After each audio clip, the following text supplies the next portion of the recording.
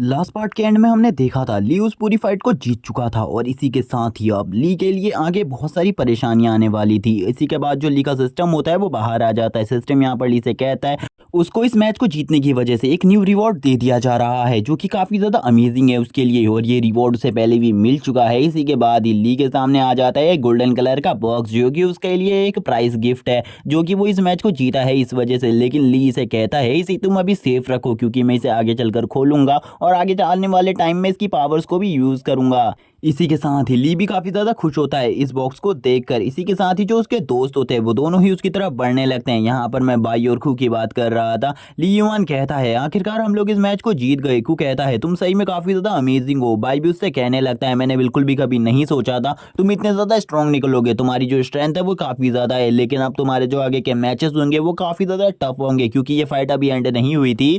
क्योंकि ली का सपना है कि आनलाइन रैंकिंग के टॉप नंबर पर आने का। इसी के साथ ही बाई को दिखाया जाता है। जो बाई होता है वो इस टाइम पर वांग के साथ में खड़ा होता है। वांग कहने लगता है आगे आने वाली परेशानियों का सामना शायद से तुम ना कर पाओ, जिस पर ली युआन उससे कहता है क्या तुम मुझे बता सकते हो जो अगला कंपटीशन मेरा होने वाला है वो आखिरकार कितने नंबर वाले के साथ हो सकता है। जिस पर वो सोचते हुए कहने लगता है तुम यहाँ पर थोड़ा देर रुको, मैं यहाँ पर सोचकर बताता हूँ तुम्हें, क्योंकि अब ये तुम्हें पूरे तरीके से टारगेट करने वाले हैं। इसीलिए ये कोई भी नॉर्मल ऐसा अपना कमज़ोर सा आदमी नहीं भेजेंगे तुम्हें मारने के लिए जिसकी रैंकिंग या फिर 11 12 या 9 हो। बिल्कुल भी ऐसे को नहीं भेजेंगे, ये किसी टॉप रैंकिंग वाले को भेजेंगे जो कि शायद से मेरी रैंकिंग से भी ऊपर हो। यानी कि ये 5 रैंकिंग से ऊपर की बात कर रहा था क्योंकि ये इस टाइम पर 5th रैंकिंग पर पहुंच चुका है।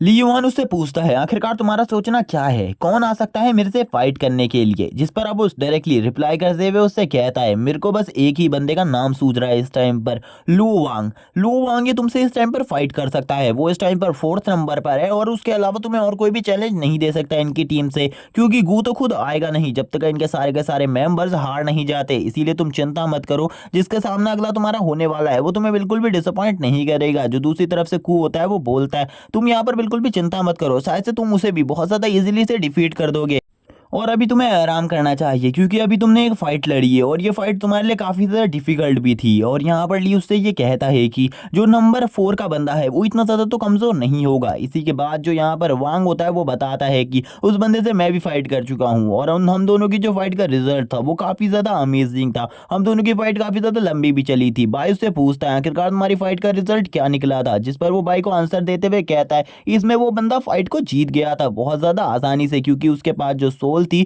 वो काफ़ी ज़्यादा अलग थी, उसकी सोल वापस से रीजनरेट कर सकती थी और ये चीज़ मेरे लिए बहुत ज़्यादा नई थी इसीलिए मैं उसका सामना नहीं कर पाया। जबकि कूच से कहता है तुम्हें एक बार रैंकिंग चेक कर लेनी चाहिए, अब काफ़ी ज़्यादा चेंजेस हो चुके हैं रैंकिंग में। जिस पर अब वो उसे भी एक चीज़ और बताता है, यानी कि वो ली युआन से कहता है उसके पास एक प्लांट टाइप सोल है और वो रीजनरेट भी कर सकती है, इसीलिए तुम्हें बहुत ज़्यादा प्रॉब्लम होने वाली है उससे फाइट करने में। अगर वो तुम्हारा अपोनेंट बनता है तो तुम बहुत ज़्यादा बुरे तरीके से हार भी सकते हो इस मैच को। इसीलिए मैं चाहता हूँ कि तुम लोग अपने तरफ से ज़्यादा चीज़ें दांव पर ना लगाओ क्योंकि तुम इसमें बहुत ज़्यादा बुरे तरीके से हारोगे क्योंकि उस बंदे से तो मैं भी हार गया था। और अब वो यहाँ पर बस ली को समझा रहा होता है इस टाइम पर कि आगे उसे संभल कर रहना होगा, आगे उसके लिए प्रॉब्लम्स बढ़ सकती है। तभी हमें यहाँ पर एक बंदे को दिखाया जाता है जो कि इन सारे मैचों को एक मॉनिटर पर बैठकर मॉनिटर कर रहा था। तभी उस जगह पर प्रिंसिपल भी आ जाते हैं जो कि कह रहे होते हैं कि ये बच्चा सही में अमेजिंग है ना। जिस पर प्रिंसिपल को इस जगह पर देखकर वो बंदा हैरान होते हुए कहता है प्रिंसिपल आप यहाँ पर सही कह रहे हैं, ये बच्चे की फाइटिंग स्टाइल अमेजिंग है।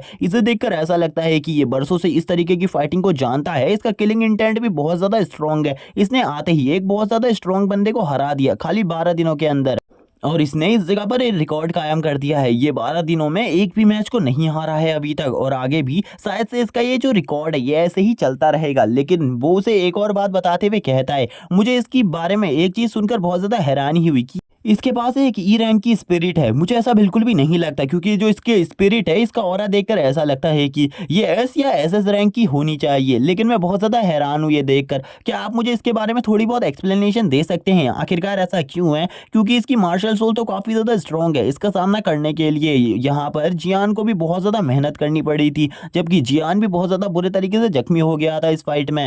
जिसमें जो प्रिंसिपल होते हैं वो उसे एक्सप्लेनेशन नहीं दे पाते और उससे कहते हैं मुझे भी इसके बारे में नहीं पता, लेकिन ये लड़का सही में काफ़ी ज़्यादा अमेजिंग है। मैं भी इसकी फ़ाइट को मॉनिटर कर रहा था, इसकी फ़ाइट सही में अमेजिंग थी। हर पल ऐसा लग रहा था कि ये हार जाएगा, लेकिन उसी टाइम पर ये अपनी किसी न्यू एबिलिटी को अनलॉक कर ये दिखा दे रहा था सामने वाले को कि वो ये उससे ज़्यादा स्ट्रांग है। इसीलिए ये बंदा सही में अमेजिंग है। मैं इसकी मैचेस को देखना चाहता हूँ, इसका नेक्स्ट मैच कब होने वाला है।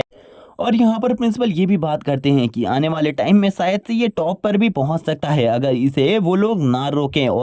और इस टाइम पर वो हंटर्स ग्रुप के लीडर गू की बात कर रहे होते हैं। तभी यहाँ पर वो बंदा गू के बारे में शिकायत करते हुए कहता है मैंने गू के बारे में काफ़ी सारे इंसिडेंट के बारे में सुना है, वो लोग काफ़ी ज़्यादा रिपोर्ट कर रहे हैं आपके पास, क्योंकि गू और उसकी टीम काफ़ी ज़्यादा बुली कर रही है लोगों को। वो चाहते हैं कि वही टॉप पर रहें। जिस पर अब प्रिंसिपल कहते हैं मैं इस पर कुछ भी नहीं कर सकता, क्योंकि उन्होंने अभी तक बिल्कुल भी स्कूल के रूल्स को नहीं तोड़ा है।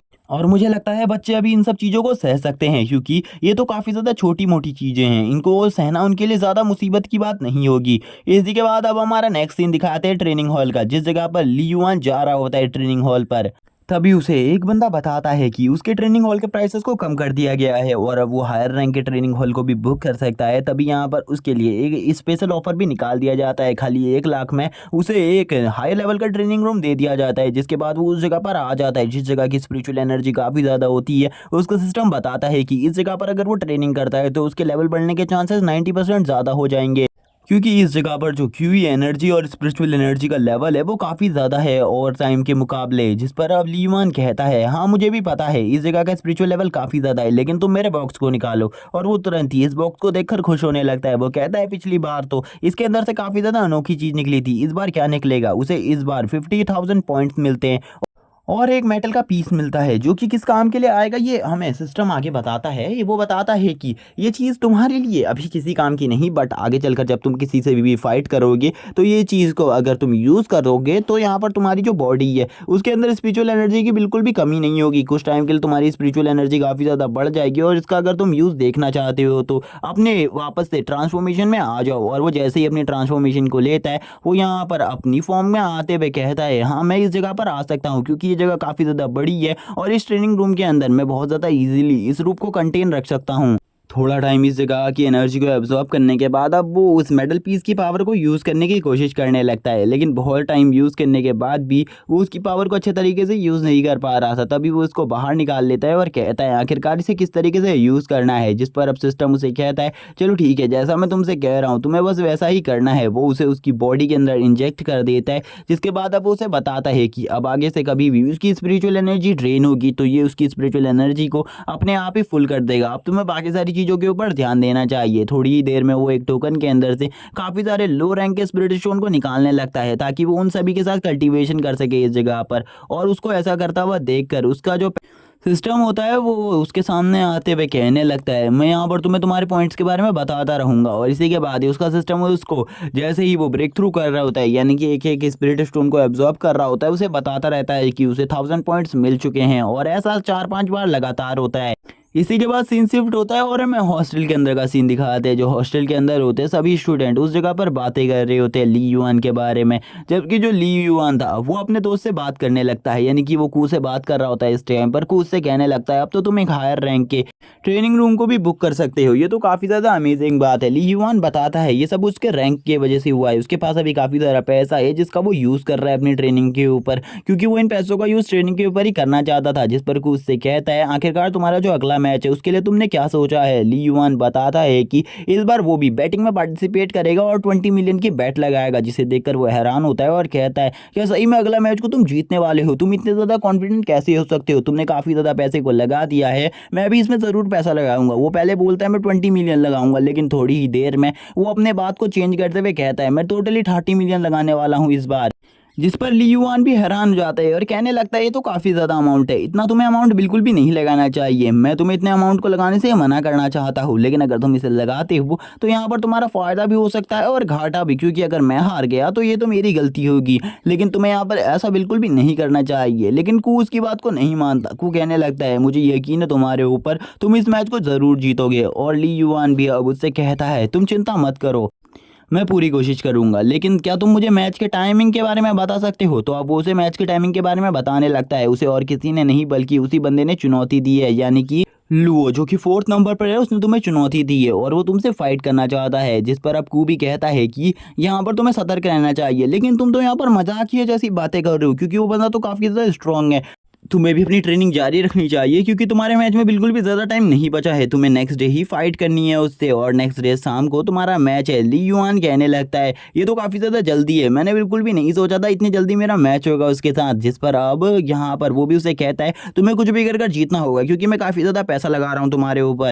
ली युआन भी कहता है मुझे पता है ये फाइट हम सभी के लिए बहुत ज़्यादा इंपॉर्टेंट है, लेकिन मैं इसमें अपना 100% देने की पूरी कोशिश करूंगा, तुम लोग बिल्कुल भी चिंता मत रखो यहाँ पर। इसी के बाद ही वो इस जगह से चला जाता है और उससे कहता है तुम कल शाम को 7 बजे तैयार रहना उस फाइट के लिए, क्योंकि वो फाइट तुम्हारे लिए और हमारे लिए दोनों के लिए बहुत ज़्यादा इंपॉर्टेंट है। इसी के बाद ही उसका सिस्टम बाहर आ जाता है। उसका सिस्टम कहने लगता है कि ये बंदा काफ़ी ज़्यादा अजीब था क्योंकि ये बंदा तो लगातार बिना रुके ही बोला जा रहा था। तभी यहाँ पर ली युआन बताता है कि वो इस जगह के प्रिंसिपल का बेटा है, लेकिन मैंने उसके बारे में आज तक कुछ भी नहीं सुना, ना ही मुझे उसकी मार्शल सोल के बारे में कुछ पता है और वो बंदा काफ़ी ज़्यादा अजीब है। इसी के बाद हम नेक्स्ट डे का सीन दिखाते हैं शाम को, जिस जगह पर अब मैच की बुकिंग के लिए सभी लोग आ रहे होते हैं, सभी लोग इस जगह पर बैठ रहे होते हैं। कुछ लोग कहते हैं कि इस बार ली युआन इस मैच को बिल्कुल भी नहीं जीत पाएगा, उसके सामने वाला अपोनेंट काफ़ी ज़्यादा स्ट्रॉन्ग है, लुओ के सामने टिकना नामुमकिन है उसके लिए। तभी एक बंदा बोलता है कि वो इस बार भी ज़रूर जीतेगा, मैं उन्हें उसी पर बेट लगाई है, मैंने टोटली 100 युआन की बेट लगाई है, मैं बिल्कुल भी नहीं हार सकता। और ये बेट काफ़ी ज़्यादा कम होती है, जिसे देखकर यहाँ पर वो ये कू सोच रहा होता है कि ये बेट तो काफ़ी ज़्यादा कम है, मुझे ऐसा लगता है कि बेट और ज़्यादा बड़ी होनी चाहिए क्योंकि अभी तक खाली 1.2 करोड़ की ही बेट लगी है, हमें और ज़्यादा पैसे की ज़रूरत है, हमें और ज़्यादा पैसे लगवाने होंगे। अगर ऐसा नहीं होता तो हम बहुत ज़्यादा लॉस में जा सकते हैं। लेकिन ली युआन भी अभी तक मैच रिंग में नहीं आया होता। तभी ली युआन के पास कू चला जाता है, जिस पर ली युआन अब कहने लगता है मैं मैच रिंग में आने से पहले कुछ खाना खाना चाहूँगा, उसके बाद ही मैं मैच रिंग में आऊँगा, तुम लोगों को मेरा वेट करना होगा। जबकि कू उससे कहता है तो क्या अभी तक तुमने खाना भी नहीं खाया है, जिस पर ली युआन बताता है वो अभी तक ट्रेनिंग कर रहा था, जिस वजह से उसे खाना खाने का बिल्कुल भी टाइम नहीं मिला, इसीलिए अभी वो सबसे पहले किसी जगह पर जाकर खाना खाएगा और उसके बाद ही वो उस जगह पर फाइट के लिए आना चाहेगा। जिस पर कू उससे कहता है जल्दी चलो मेरे साथ क्योंकि मैं तुम्हें कहीं पर पहले खाना खिला देता हूँ।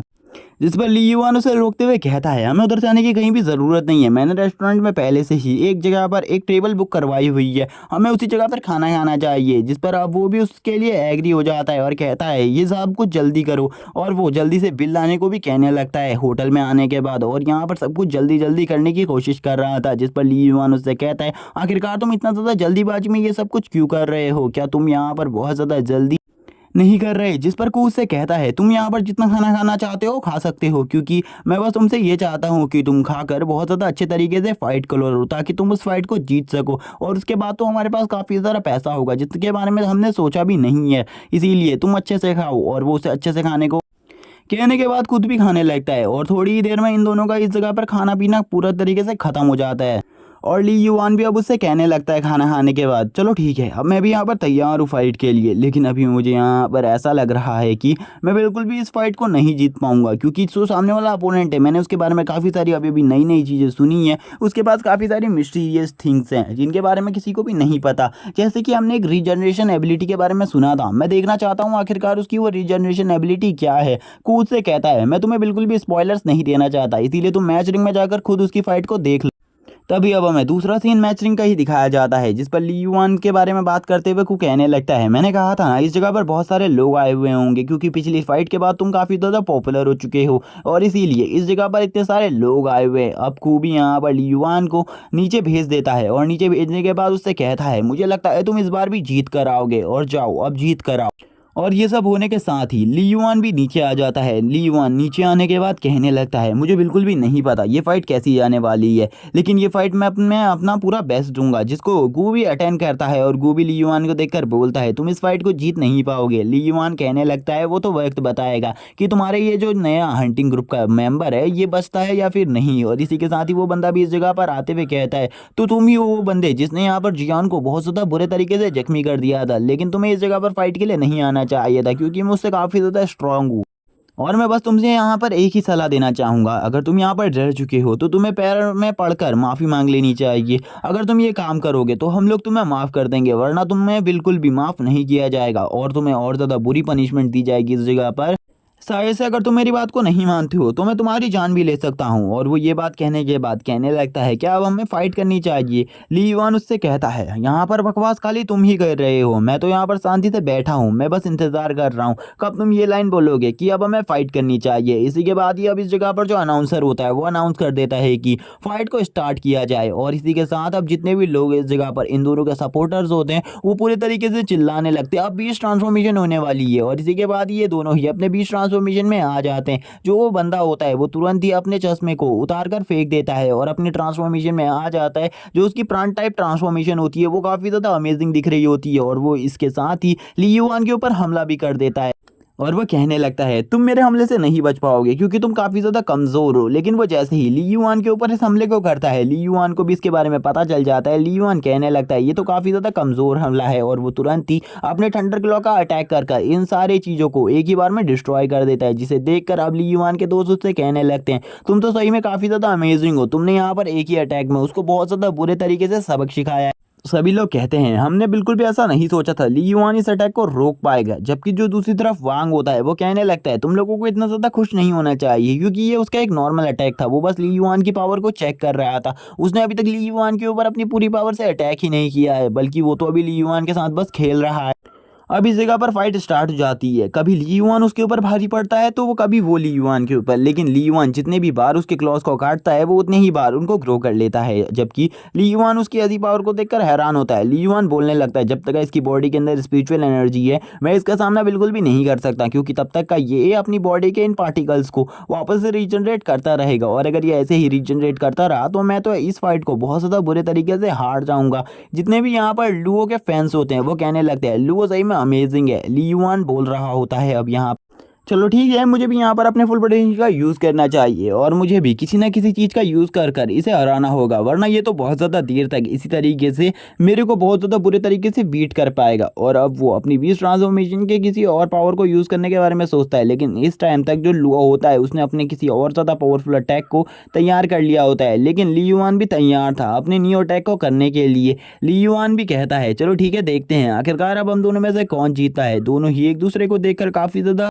गुस्से में होते हैं। जबकि ली युआन ने अपने फ्रोस्ट अटैक को तैयार कर लिया होता है यानी कि अपने एटॉमिक ब्रेथ को तैयार कर लिया था। ली युआन की एटॉमिक ब्रेथ अभी पहले से ज़्यादा पावरफुल हो चुकी थी लेकिन ली युआन अपनी एटॉमिक ब्रेथ के खाली 20% पावर को ही यूज़ करता है उसके ऊपर। और उसकी जो ये 20% पावर होती है ये सफिशियंट होती है उसकी उस अटैक को डिस्ट्रॉय करने के लिए। लेकिन जबकि जो उसका अपोनेंट लुओ है इसीलिए लुओ उससे बोलता है चलो ठीक है मैंने देख लिया यहाँ पर तुम्हारी जो स्ट्रेंथ है वो काफ़ी ज़्यादा अच्छी है लेकिन अब मैं तुम्हारे साथ बिल्कुल भी खेलना नहीं चाहता। इसीलिए यहाँ पर जिस मूव का मैं यूज़ करने वाला हूँ अब तुम बिल्कुल भी नहीं बचोगे। जिस पर ली युआन सोच रहा होता है कि आखिरकार अब ये क्या करने वाला है जिसके बारे में मुझे बिल्कुल भी समझ में नहीं आ रहा है कि इसने ऐसा कहा कि ये मुझे अब एक ही बार में ख़त्म करेगा तो ये क्या करेगा। और इसी के साथ ही वो यहाँ पर अपनी एक टेक्निक का यूज़ करता है जो उसकी काफ़ी ज़्यादा पावरफुल टेक्निक होती है। और इस टेक्निक में ली युआन भी फंसने लगता है जिसको देखकर वांग बताता है कि ये टेक्निक काफ़ी ज़्यादा स्ट्रॉन्ग टेक्निक है। इस टेक्निक के अंदर उसने उसे भी फंसाया था। इस टेक्निक के अंदर वो उसकी पूरी की पूरी एनर्जी को एब्जॉर्ब कर लेगा अपनी बॉडी के अंदर और अगर सामने वाले अपोनेंट के पास एनर्जी नहीं रहेगी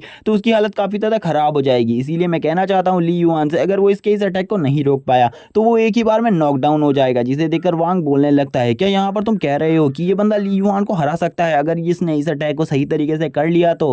जिस पर वांग भी कहने लगता है मैंने तो पहले ही कहा था कि ये बंदा ली युआन को बहुत ज़्यादा आसानी से हरा सकता है। जबकि दूसरी तरफ जो कू होता है वो यहाँ पर शांति से बैठा होता है आंखें बंद कर और कह रहा होता है कि ली युआन कुछ भी कर इस मैच को जीत लो क्योंकि अगर तुम इस मैच को जीत गए तो मेरा जितना भी पैसा है वो मुझे पूरा का पूरा वापस मिल जाएगा और थोड़ा बहुत मैं और कमा लूँगा और मेरे फादर कभी भी मुझे ट्रेस नहीं कहेंगे। इसी के साथ ही दूसरा सीन मैच का दिखाया जाता है। मैच में अब वो अटैक पूरी तरीके से तैयार हो चुका था और वो ली युआन की तरफ बढ़ने लगता है। ली युआन अपने एटॉमिक ब्रेथ से उस अटैक को रोकने की कोशिश करता है लेकिन उसका वो अटैक ली युआन की एटॉमिक ब्रेथ बिल्कुल भी नहीं रोक पाती और ली युआन को बहुत ज़्यादा बुरे तरीके से उस अटैक के अंदर जकड़ लिया जाता है। ली युआन की हालत ख़राब हो जाती है इस अटैक को देखकर। जो यहाँ पर कू होता है वो भी इसे देखकर हैरान हो जाता है क्योंकि पहली बार ली युआन की इतनी ज़्यादा बुरी हालत हो चुकी थी किसी मैच के अंदर में क्योंकि आज तक किसी भी मैच में ली युआन के स्किल्स को इतना ज़्यादा बुरे तरीके से किसी ने भी डैमेज नहीं किया था जितना लुओ ने कर दिया था। तभी यहाँ पर दिखाया जाता है एक सीन में जो लुओ होता है उसने ली युआन को बहुत ज़्यादा बुरे तरीके से जकड़ रखा होता है अपने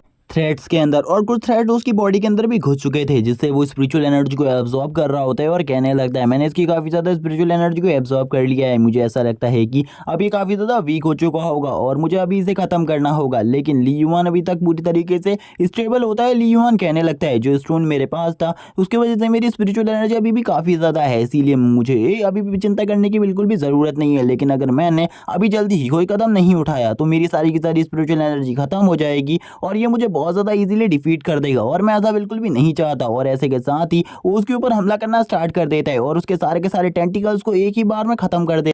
जिसे देखकर जो सामने वाला बंदा लू होता है वो उससे कहने लगता है तुमने ये काफ़ी ज़्यादा अच्छा किया, मुझे बिल्कुल भी नहीं लगा था मेरे इस मूव के बाद तुम किसी मूव को यूज़ कर पाओगे, लेकिन तुमने जो भी किया वो काफ़ी ज़्यादा अमेजिंग था। मुझे आज तक ऐसा कोई भी अपोनेंट नहीं मिला जो मेरे अपोनेंट में मेरे इस मूव को यूज़ करने के बाद किसी मूव को यूज़ कर पाया हो, लेकिन तुमने किया, लेकिन तुम काफ़ी ज़्यादा अमेजिंग भी हो। और इसी के बाद ही जो यहाँ पर ली युआन होता है वो उसके ऊपर अपनी स्टॉर्म ब्रेथ का यूज़ करता है और उसकी स्टॉर्म ब्रेथ काफ़ी ज़्यादा स्ट्रॉन्ग है, इसके बारे में हमें पहले से ही पता है। उसने इस स्टॉर्म ब्रेथ का यूज़ जिसके ऊपर भी आज तक किया है वो बिल्कुल भी नहीं बचा। लेकिन इस बार उसका अपोनेंट भी पूरी तरीके से तैयार होता है इस स्टॉर्म ब्रेथ को झेलने के लिए। उसने अपने बहुत ज़्यादा पावरफुल टेंटिकल्स का एक पहाड़ बना लिया होता है ताकि वो इस स्टॉर्म ब्रेथ को सह सके, और उसने अपने आगे से एक बहुत बड़े आर्मर को क्रिएट कर लिया था ताकि इस स्टॉर्म ब्रेथ से उसे ज़्यादा तकलीफ ना हो। लेकिन जैसे ही ये स्टॉर्म ब्रेथ उसके आर्मर से टकराती है तो उसका आर्मर बहुत ज़्यादा बुरे तरीके से घायल हो जाता है, जिसको देखकर सभी लोग कहने लगते हैं ली युआन सही में काफ़ी ज़्यादा अमेजिंग है, ये जल्दी ही टॉप लेवल पर पहुंच जाएगा, इसकी पावर्स इतनी ज़्यादा हैं कि ये तो बहुत ज़्यादा आगे तक जा सकता है और ये अभी हमारे एकेडमी में एक ऐसे रिकॉर्ड को बना देगा कि ऐसा रिकॉर्ड किसी ने भी आज तक नहीं बनाया होगा, क्योंकि इसने मोस्टली 12 मैचेस को तो बिना हारे जीत लिया है, लेकिन ये 13 मैच होगा इसका जो कि इसने बिना किसी भी मैच को हारे इस मैच को अचीव किया होगा। इसी के बाद ही हमें दिखाया जाता है सीन लुओ की तरफ का। जो लुओ होता है उसके टेंटिकल बहुत ज़्यादा बुरे तरीके से घायल हो चुके होते हैं, उसकी बॉडी काफ़ी ज़्यादा बुरे तरीके से हार्म हो चुकी थी, लेकिन उसे पता चल गया था कि उसका अपोनेंट भी काफ़ी ज़्यादा बुरे तरीके से जख्मी है उसके उस अटैक की वजह से, और अब तक था उसकी एनर्जी भी ड्रेन हो चुकी होगी क्योंकि उसने उसकी काफ़ी ज़्यादा एनर्जी को एब्जॉर्ब कर लिया था और ये उसके लिए काफ़ी ज़्यादा परफेक्ट टाइम था उसका अटैक करने का। इसीलिए वो खुश होता है और कहने लगता है तुम यहाँ पर बिल्कुल भी नहीं बचोगे। लेकिन दूसरी ही तरफ जो ली युआन होता है वो कहने लगता है तुम बकवास कर रहे हो, जबकि ली युआन के ऊपर वो अटैक करने के लिए तैयार हो जाता है, उसके ऊपर अटैक कर देता है। इसी के साथ ही वाला पार्ट यहीं पर एंड हो जाता है। वीडियो अच्छी लगी हो तो चैनल को सब्सक्राइब कर देना, वीडियो को लाइक कर देना, कमेंट करके जरूर बताना एपिसोड कैसा लगा। Okay bye guys.